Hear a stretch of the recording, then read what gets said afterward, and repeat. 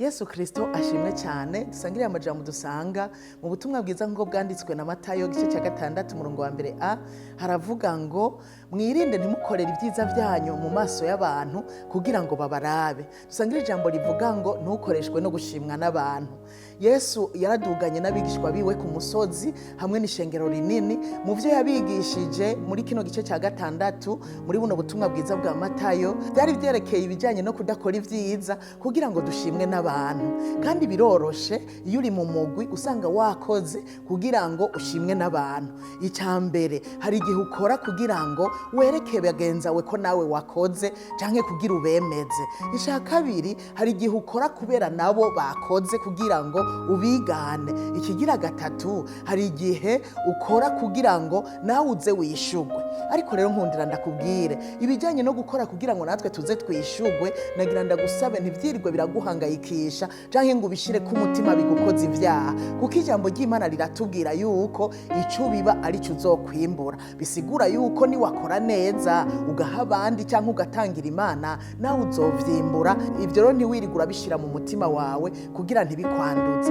Rero Yesu ariko arigisha abigishwa biwe hari ibintu bitatu yashimikiyeko kugira ngo abereke yuko badakwiye gukora ibintu kugira ngo bashimwe n'abantu. Icyambere cari kijanye no kugira ubuntu canke ico no kwita gutanga. Ntibikwiye ko dutanga ikintu na kimwe kugira ngo abantu baturabe canke abantu badushime. Ico gihe tuzoba twamaze kuronka impera yacu nkuko Yesu yari karavyigisha. Arababwira ngo niwagira ubuntu ugakoresha ukuboko kwawe kw'iburyo ukubamfu nikuze kubimenye. Nivyo nyene yashaka kubabwira ngo abantu bose ntibirirwe baramenya yuko uhaye umuntu canke yuko utangiye Imana, ubikore mwibanga. Ikigira kabiri ni kijanye no gusenga. No gusenga naho nyene ntibikwiye ko abantu bose bamenya kuri kurasenga. Arababwira ngo ntimuje mu mayira abiri ngo musemerere ngo mwereke abantu ko muri ko murasenga. Arababwira ngo uzogende mu cyumba cyawe wiyugarane musenge so wo mwijuru akubonera mu mpisho ni wazoguhera.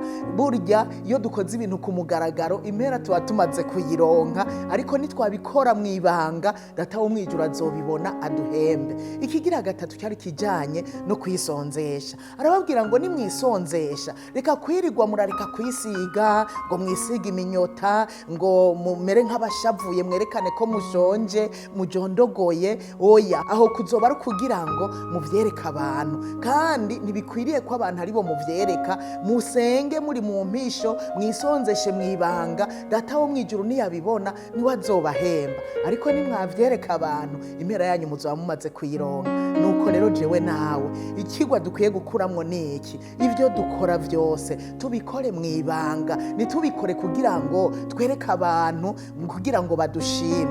Oya, aho impera tuzoba tumaze kuyironka. Ariko nitwakora ibintu mu ntumbero yo kugira ngo twishure urukundo Imana yadukunze, nagira ndakubwire yuko Imana izobibona, ibone ko twabikoranye umutima w'urukundo, hanyuma yo yibonera kure n'ivyo dukora mbere igasoma n'ibiri mu mutima, iyo niyo izoduhemba. Nuko rero nta n'umunsi n'umwe bikwiye gukora ikintu kugira ushimwe n'abantu, kuko ubwo buzoba ari uburyarya. Imana idufashe cyane.